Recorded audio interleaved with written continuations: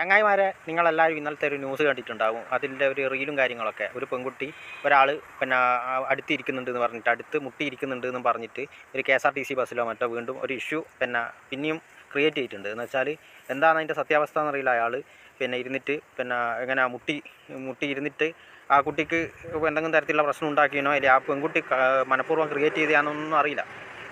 പക്ഷേ ഞാൻ പറയുന്നത് എന്ന് വെച്ചാൽ മെയിനായിട്ട് ഇങ്ങനത്തെ പെൺകുട്ടികൾ ഒക്കെ ഇരിക്കുന്ന സ്ഥലത്ത് നമ്മൾ മെയിനായിട്ട് ഇരിക്കാതിരിക്കുക.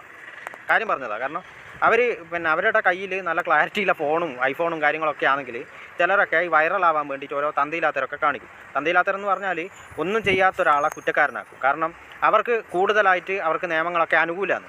നമ്മൾ മനസ്സിലാക്കേണ്ട കാര്യം എന്ന് വെച്ചാൽ അവർക്ക് നിയമങ്ങൾ അനുകൂലം, പക്ഷേ നമുക്ക് പ്രതികൂലമാവും. നമുക്ക് പ്രതികൂലമാവുന്നതെന്ന് പറഞ്ഞാൽ ഇതുപോലുള്ള ഇഷ്യൂസുകൾ ഉണ്ടാകുന്നുണ്ട്. കാരണം എന്ന് വെച്ചാൽ എന്തായാലും ഒരു 2 സീറ്റ് ഉണ്ടാകും, 3 സീറ്റ് ഉണ്ടാകുമ്പോൾ നമുക്ക് ഗ്യാപ്പ് വെച്ചിരിക്കാം. 2 സീറ്റ് ഉണ്ടാകുമ്പോൾ നമുക്ക് ഗ്യാപ്പ് വെച്ചിരിക്കാൻ പറ്റില്ല. നമ്മളെ കയ്യിൻ്റെ ഭാഗം എന്തായാലും അവരെ മുട്ടും, ടച്ചാവും. പിന്നെയും കുറേ ഗ്യാപ്പ് വെച്ചിരിക്കുമ്പോൾ എല്ലാവർക്കും സംശയം തോന്നും. കാരണം എന്ന് വെച്ചാൽ പുള്ളി വളരെ പേടിച്ചിട്ട് അവിടെ ഇരിക്കുന്നുള്ള. മെയിനായിട്ട് അവിടെ ഇരിക്കാതിരുന്നാൽ തന്നെ ആയിരിക്കും നിങ്ങൾക്ക് നല്ലത്.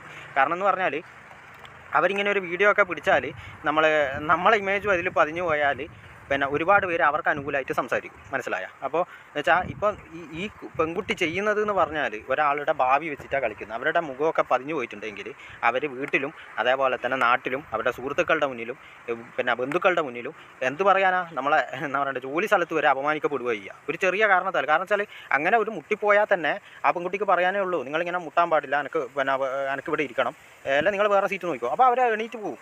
അങ്ങനെ എണീറ്റ് പോയിട്ടില്ലേ മാത്രം ഒരു ഇഷ്യൂ ആക്കുക. ഇതിങ്ങനെ വീഡിയോ പിടിച്ചിട്ട് എന്ന് പറഞ്ഞാൽ ടച്ച് ചെയ്യുന്നുണ്ട് എന്നൊക്കെ പറഞ്ഞിട്ട് വീഡിയോ പിടിക്കുക എന്ന് പറഞ്ഞാൽ ഇതിലും എന്നാ പറയേണ്ടത്, തെണ്ടിത്തരം വേറെ ഉണ്ടാ.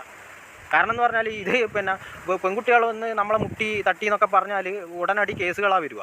അത് ആണുങ്ങളെ പേരിൽ കേസുകളാണ് വരിക. കാരണം എന്ന് വെച്ചാൽ പുരുഷ കമ്മീഷനും കാര്യങ്ങളൊന്നും നമുക്കില്ല. അതൊന്നും നിലവിൽ വന്നിനോ എന്നുള്ളതിൻ്റെ ഒരു തെളിവും കാര്യങ്ങളൊന്നുമില്ല. പക്ഷേ ഇവർക്ക് എന്ന് വെച്ചാൽ നിയമം എല്ലാത്തിലും അനുകൂലമാണ്. ഇവർ രക്ഷപ്പെടുന്നതെന്ന് വെച്ചാൽ ഇവർക്ക് നിയമം ഭയങ്കരമായിട്ടുള്ള അനുകൂലമുണ്ട്. അതേപോലെ ഇങ്ങനത്തെയുള്ള ഇഷ്യൂസൊക്കെ വന്നാൽ തന്നെ എന്നാ പറയേണ്ടത്, നിരപരാധിയാണെങ്കിൽ തന്നെ ഈ ഒരു വീഡിയോ കാണുമ്പോൾ ഒരുപാട് പേര് അവരെ അവരുടെ ആ ഇമേജ് അങ്ങ് പോകും. ഇമേജ് പോകുമെന്ന് പറഞ്ഞാൽ ഒരു ഷുവറാണ്. കാരണം ഇങ്ങനത്തെ കേസുകളിലൊക്കെ പെട്ടാൽ ഒരുപാട് പേര് നിരപരാധികളായ എത്ര പേര് ജയിലിൽ കിടക്കുന്നുണ്ട് നിങ്ങൾക്കറിയോ?